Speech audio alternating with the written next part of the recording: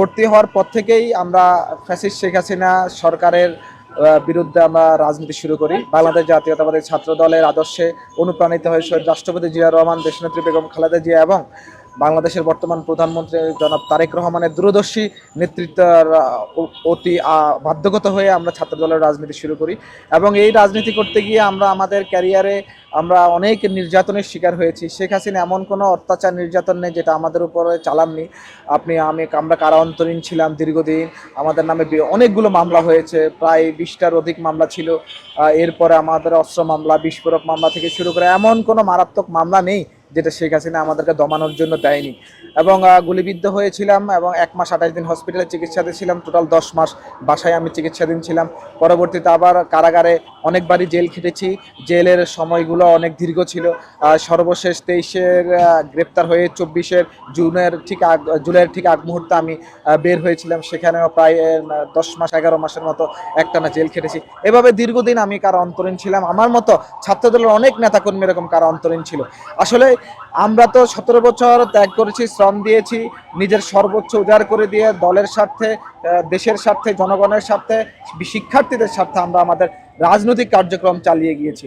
এখন ছাত্রদলের আপনারা জানেন বাংলাদেশ জাতীয়তাবাদী ছাত্রদলের ইতিহাস, ঐতিহ্য, সংগ্রাম এটা অনেক দিনের, প্রায় 47 বছরের একটা সংগঠন। এই সংগঠন দেখা যাচ্ছে যে এখানে অনেক রথী মহারথী এসেছে এবং এই সংগঠন থেকে জাতীয় নেতৃত্ব তৈরি হয়েছে।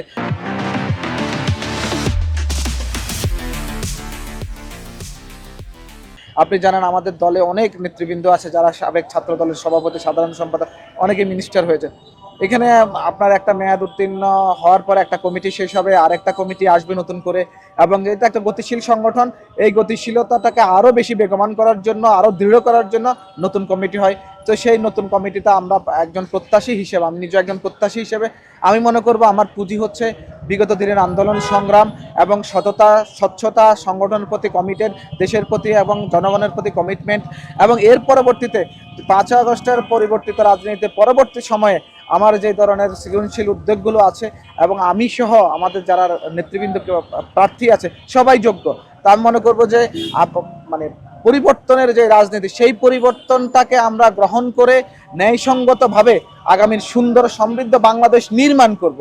তো পরিবর্তনের আবহাওয়া যে 5 আগস্ট পরে তৈরি হয়েছে, সেই আবহাওয়াকে আমরা একটা সুন্দর বাংলাদেশ নির্মাণ করব। এই সুন্দর বাংলাদেশ নির্মাণ করার ক্ষেত্রে বাংলাদেশ জাতীয়তাবাদী ছাত্র দলের ভূমিকা থাকবে প্রতিটি ক্যাম্পাসে শিক্ষার্থীদের সাথে শিক্ষা বান্ধব, শিক্ষার্থী বান্ধব, শিক্ষার মান উন্নয়ন এবং শিক্ষার্থীদের সকল দাবি দেওয়ার পক্ষে যৌক্তিক সমর্থন দেওয়া এবং দাবি দেওয়া বাস্তবায়নে নির্লসভাবে কাজ করা এবং প্রতি সময় শিক্ষার্থীদের কণ্ঠস্বর হয়ে ওঠা এবং বিভিন্ন বিশ্ববিদ্যালয়ে সকল প্রগতিশীল ছাত্র সংগঠনের অংশগ্রহণের রাজনীতিটাকে সুন্দর রাজনৈতিক পরিবেশ সৃষ্টি করা। এই কার্যক্রমগুলোই আমাদের মাঝে থাকবে। বিশেষ করে বাংলাদেশ জাতীয়তাবাদী ছাত্রদল আপনি দেখেছেন 12 ফেব্রুয়ারি নির্বাচনের পরে সকল প্রগতিশীল ছাত্র সংগঠনকে নিয়ে ঐক্যবদ্ধভাবে যেভাবে ছাত্র রাজনীতি ধারা সূচনা করেছে, এই ধারা ইনশাআল্লাহ অব্যাহত থাকবে। এবং সেখানের একজন ছাত্র দলের যদি নেতৃত্ব আল্লাহ কবুল করে একজন প্রত্যাশী হিসাবে নেতৃত্ব আসি, তাহলে অবশ্যই সেটাকে দৃঢ় করার জন্য সকল প্রগতিশীল ছাত্র সংগঠন এবং আমার দলের যে মেসেজ এবং আমাদের মাননীয় প্রধানমন্ত্রী একটা দনশিক স্তূপের সামনে থেকে দাঁড়িয়ে যেভাবে রাষ্ট্রকে নিয়ে যাচ্ছে, টেনে নিয়ে যাচ্ছে, রাষ্ট্রকে সুন্দর সমৃদ্ধ সাম্য মানবিক ন্যায় ইনসাফের ভিত্তিতে রাষ্ট্র পরিচালনার জন্য যিনি এগিয়ে নিয়ে যাচ্ছেন, ওনার মেসেজগুলো সাধারণ শিক্ষার্থী, সাধারণ মানুষের সাথে শিক্ষার্থীদের সম্পৃক্ততা তৈরি করব, জনসম্পৃক্ততা তৈরি করব। ছাত্রদল একটা মেসেঞ্জার হিসেবে মাননীয় প্রধানমন্ত্রীর কাজ করবে। সুতরাং একজন প্রার্থী হিসেবে প্রত্যাশা করি আল্লাহ রাব্বুল আলামিন যদি সুযোগ দেয় এবং ইনশাআল্লাহ আমাদের মাননীয় প্রধানমন্ত্রী আমাদের সাংগঠনিক অভিভাবক, উনি যদি বিবেচনা করে তাহলে অবশ্যই ছাত্রদলকে আরও বেশি গতিশীল করার জন্য, আরও বেশি সাংগঠনিক দক্ষ করে গড়ে তোলার জন্য, প্রতিটি নেতাকর্মীকে প্রশিক্ষিত নেতৃত্ব তৈরি করার জন্য আমার সর্বোচ্চ প্রচেষ্টা থাকবে। এবং ইনশাআল্লাহ কামিয়াব হতে পারলে এটা অক্ষরে অক্ষরে পালন করা হবে। আদর্শ শিক্ষা প্রশিক্ষণ থেকে শুরু করে আমাদের সকল বিষয়ে একটা দক্ষ ছাত্রদল না, শুধু দক্ষ জনশক্তি হিসেবে রূপান্তরিত করার জন্য সকল প্রচেষ্টা ইনশাআল্লাহ থাকবে। ত্যাগ আমার পুঁজি এবং আগামীর সৃজনশীলতা এবং উদ্ভাবন শক্তিতে নেতৃত্বই আমার সম্ভাবনা। সুতরাং আমি ইনশাআল্লাহ আল্লাহ নেতৃত্ব দিলে এই কাজগুলো করব।